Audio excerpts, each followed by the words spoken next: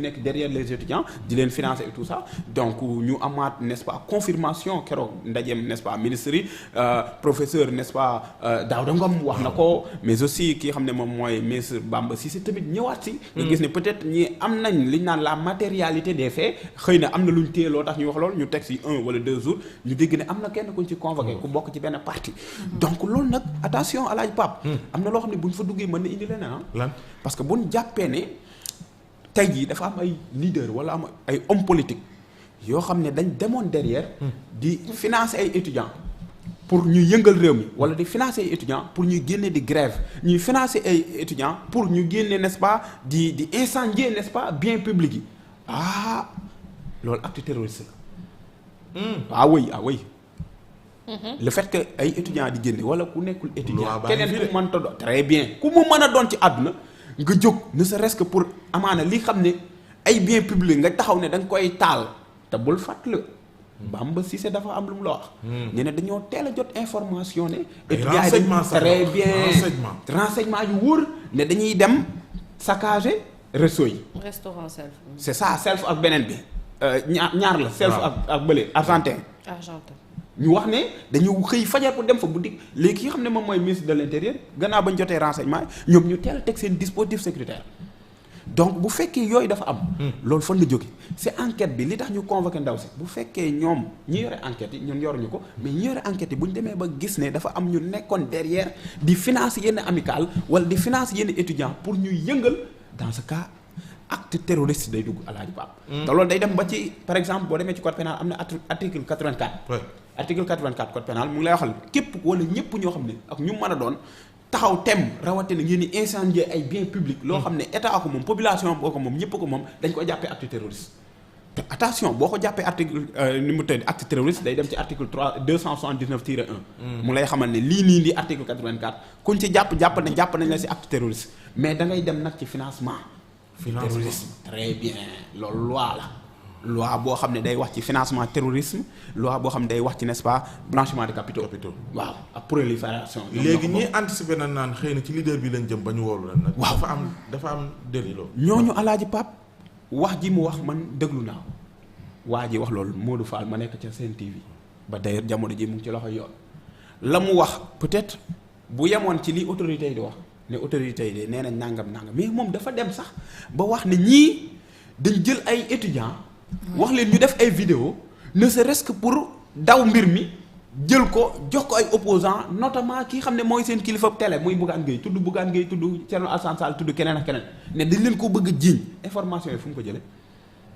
léegi yow yu mel noonu mu nekk diffusion de fausses nouvelles article 255 te loolu boo ko waxee ci réew mi mu nekk loo xam ne mën na indi ñu jeter le discrédit sur nos institutions notamment le gouvernement parce que gouvernement institution la mais aussi indi jiixi jaax ci morale population bi dans ce cas procureur day autosaisir procureur bu autosaisir dalay woolu bu la wooloo nga ñëw ñu déglu la ne la yow lii nga wax xibaar bi nga génne li xam ne mën na créer insécurité totale ci réew mi fan nga ko jëlee ban preuve matérielle nga ci am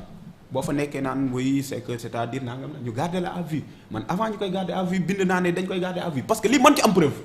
kaddu yi mu yëkkati mënu ci am preuve c'est impossible mu wax la muy wax ñu dem téye ko te gëm naa dañ koy déférer bu ñu ko déférer bu mu la bett sax instruction attention ci lii oui bu leen jàpp flagrant délit rek non boo demee ci code de procédure pénale article 70 mu lay xamante ne en matière de délit l'instruction est facultative loolu procureur mooy xool par rapport ak gravité des faits gravité bi bu dee crime moom obligation la mu nekk n'est-ce pas instruction mais selon gravité bi parce que c'est très important parce que sécurité nationale la ñuy wax diffusion de fausses nouvelles boo xam ne dafay mën na entraîner insécurité totale chaotique dans ce pays donc loolu bu naree am rek en plus que kenn giifagul effectivement université yëngatu définitivement parce que ba ci école yi sax ñu génn très bien di wane li nga xam te ne moo jot a am très bien parce que tey jii loolu mën na laalaat mën na maanaam famille bi nga xam ne la famille éplorée moment bi ñuy nekk ñu ngi jooy seen doom noppeeguñu boo waxee loolu ba situer les responsabilités ne dañ ko bëgg jiñ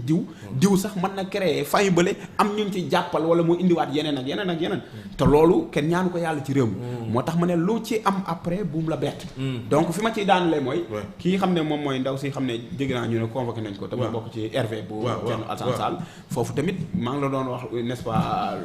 la loi n'est-ce pas sur le financement terrorisme waaw loolu yoon daa am lu mu ci wax moo tax ma bëggoon ko yeggal sax mooy article 188 bi article 188 nee na képp koo xam ne da ngay financer terrorisme nag bu ko kenn jël aggravé ko yaakaar ne mënul xew fii dama la jox exemple article 84 code pénal le fait que ngay jox nit le fait que nit jóg taxaw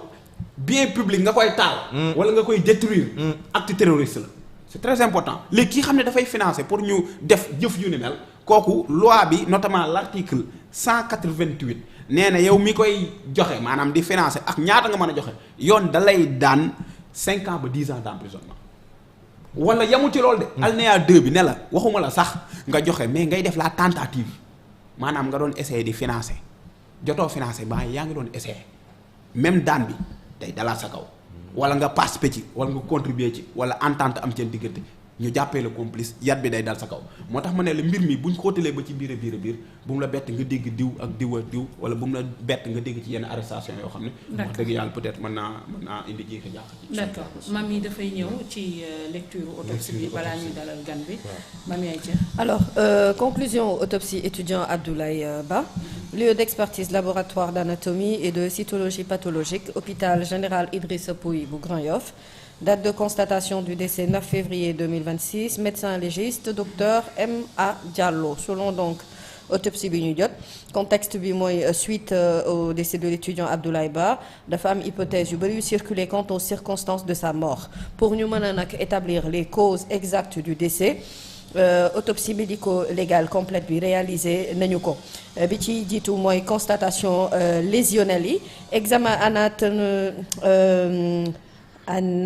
anatomatologique dafa mettre en évidence ay liaisons suivantes atteinte crânio-cérébrale absence de fracture pariétale ay terme médical la beneen bi mooy atteinte thoracique am na ci ndax gis nañ ni dafa am contusion